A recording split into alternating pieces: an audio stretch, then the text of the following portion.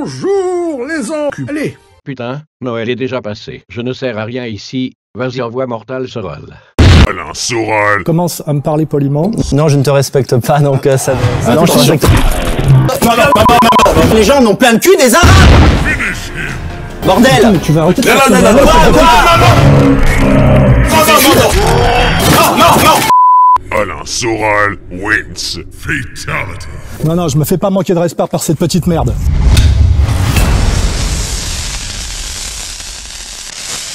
Salut tout le monde, c'est Vince alias Amargam et aujourd'hui nous allons parler de Star Wars Little Alliance. Oh, elle est bien bonne. Et oui, Star Wars Little Alliance est aujourd'hui obsolète, lui qui cherchait aussi à raconter l'histoire de comment les rebelles ont-ils volé les plans de l'étoile noire, mais en moins bien et en giga nanardesque. Bref, comme quoi il y a du bon sur le fait que les films ne prennent plus en compte l'univers étendu parce que Rogue One lui propose quelque chose de bien plus palpitant et on en parle de suite. Ce film est sorti le 14 décembre 2016 et réalisé par Gareth Edwards. Évidemment, je ne voulais pas d'un Star Wars par an, ça me faisait chier, mais une fois le premier teaser apparu, j'ai promis d'allonger le pognon. Donc je ne m'attendais pas à quelque chose qui change la facette de l'histoire du cinéma, mais quand même, ça me faisait bien plaisir de le voir. Et au final, Rogue One remplit proprement les parts de son contrat. C'est simple mais efficace. Felicity Jones en Jyn Erso est assez charismatique, ainsi que les autres personnages. On a cependant du mal à s'y attacher étant donné que le film a tendance à se précipiter, ce qui sera un défaut majeur en prenant en compte la fin quelque peu bâclée. Mais j'ai surtout été dérangé par le fait d'avoir eu du mal à croire que j'étais en train de regarder un Star Wars malgré la présence de son univers. Contrairement à l'épisode 7, comme je l'avais déjà évoqué l'année dernière, le film aurait pu s'appeler Star Trek.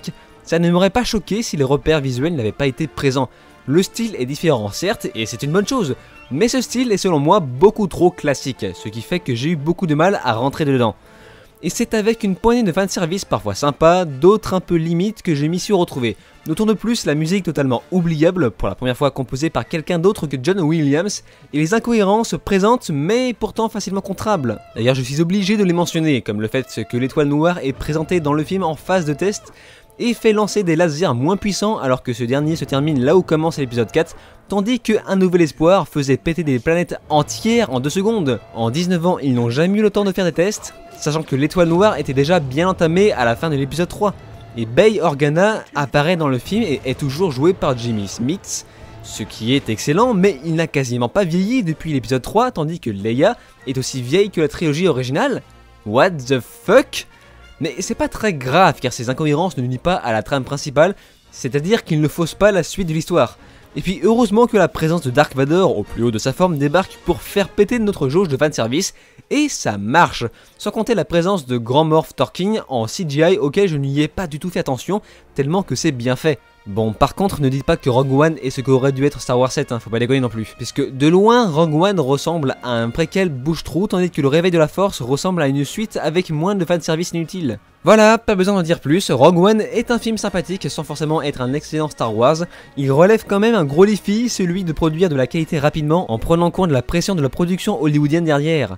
C'était la dernière vidéo de l'année 2016, je vous recommande donc Rogue One aux fans uniquement, contrairement au Réveil de la Force. C'est pour ma part un bon film, n'hésitez pas à me faire partager vos avis, je suis assez curieux. Et à côté, je vous invite à vous abonner à ma chaîne ou de me rejoindre sur les réseaux sociaux pour suivre l'actualité de mes prochaines vidéos. Et je vous dis alors ciao et à la prochaine!